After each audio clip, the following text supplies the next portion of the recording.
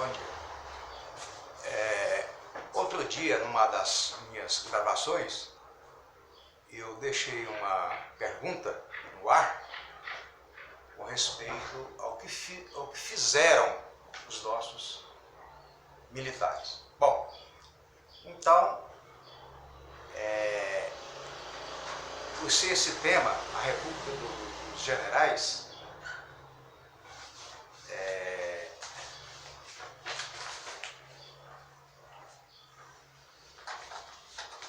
eu intitulo como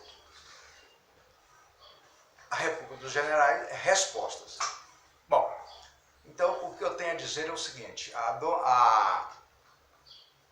primeiramente, é preciso esclarecer, foi graças aos nossos generais, ao regime militar, que nós tivemos um pouco de tranquilidade nessa nação. Na época desse regime, o pai de família, com a mãe, ou seja, toda a família, podia sentar-se num banco de uma praça e ficar ali horas. Podia até dormir, caso quisesse, sem que em nenhum momento fosse incomodada por algum miliante, algum malfeitor ou algum viciado em droga. Os militares construíram a maior ponte do país, que é a Rio-Niterói, com assentamento em concreto no fundo do mar. Diferentemente de outras pontes enormes também, mais pensam, como tem nos Estados Unidos. Construiu a maior hidrelétrica da nação, na época que foi a Itaipu, muito maior do que a construída em Assuã, no Egito. Também introduziu o estudo do ensino, aliás, a educação cívica. Nós temos também o ingresso do Brasil numa era moderna, onde os correios foram todos eles modernizados. Antigamente você postava uma correspondência no sul de Minas, Triângulo Mineiro, por exemplo, demorava-se um mês para que essa correspondência fosse entregue aqui em Goiás, aqui perto de Goiânia, em Anápolis. Hoje isso é feito em 3 dias. Então houve realmente um grande feito, e graças à intervenção no país do regime militar. Isso são alguns fatos que eu estou dizendo, sendo que outras coisas também nós tivemos uma evolução e um desenvolvimento grande. Agora, quanto ao problema continuando esse diálogo, eu quero esclarecer a vocês, isso no meu pensar, que eu não aceito que esse país possa ser de vez em quando incomodado com essa pergunta de que não houve uma revolução, e sim um golpe. Ora, golpe não houve, porque golpe é quando o país, qualquer país, ele fecha o Congresso.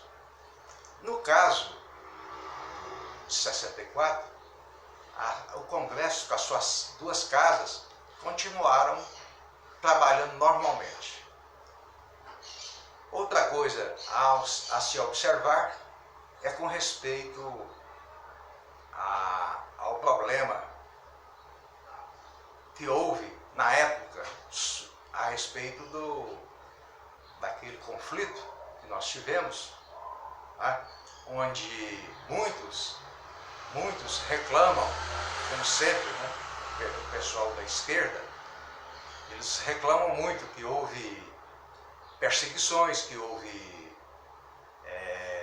inclusive torturas e até mortes. Tudo bem, eu até aceito que realmente houve alguns excessos esses que também às vezes nem chegavam ao conhecimento do Estado-Maior do Exército. E outra coisa, é preciso, de uma vez por todas, esclarecer, no meu entender, que no caso desse conflito armado, eu acho que ambas as partes fizeram o que foi necessário naquela época, ou seja, cada um desempenhou o seu papel. Não cabe agora, depois de anos, décadas, analisar, chegar ao ponto de dizer a respeito dos excessos que houve. Porquanto, como eu acabei de dizer, eu, na minha consciência, eu entendo que cada um fez o que deveria ser feito. Então, não há como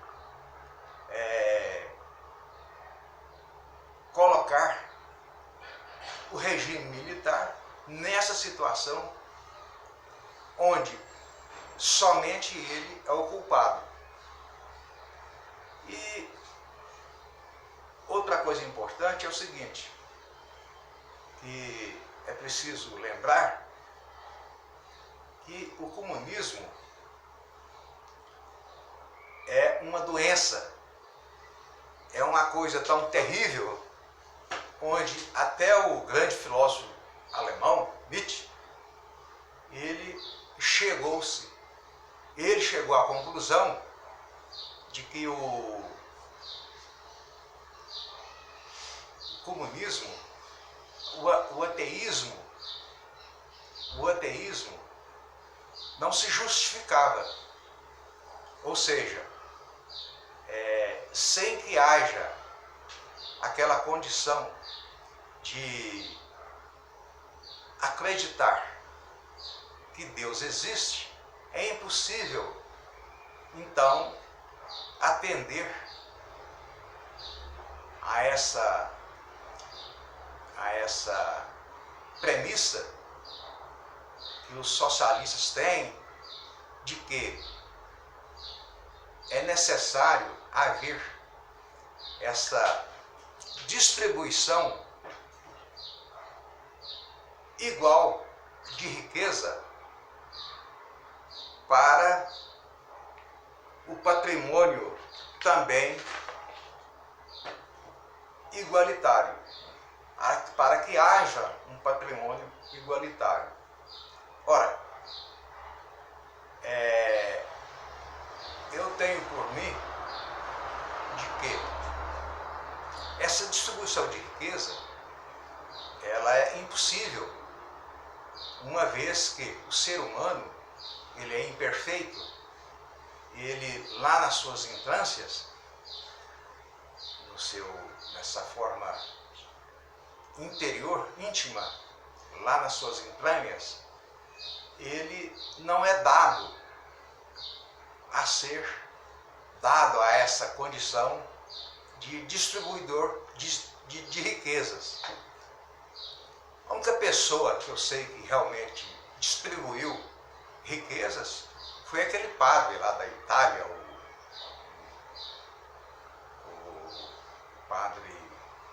aquele padre de Assis, Francisco de Assis, que onde era de uma família abastada, pegou todos os bens e distribuiu aos pobres.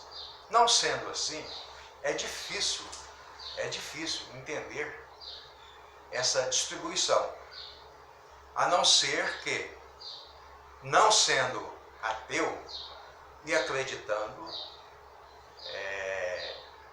nesse princípio de que Jesus fazia milagre, coisa que milagre não existe, eu não acredito em milagre.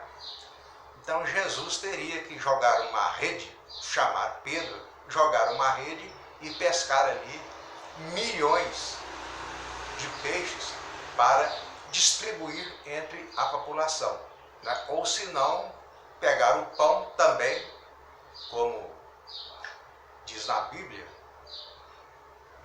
faz essa divisão de pães.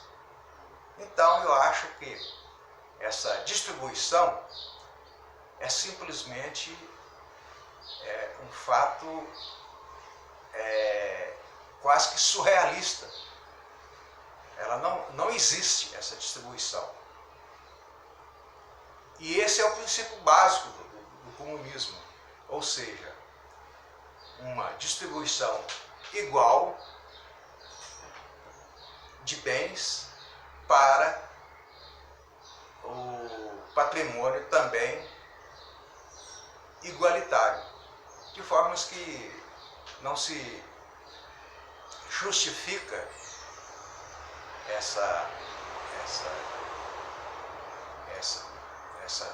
distribuição, porquanto eu entendo que ela se torna humanamente impossível.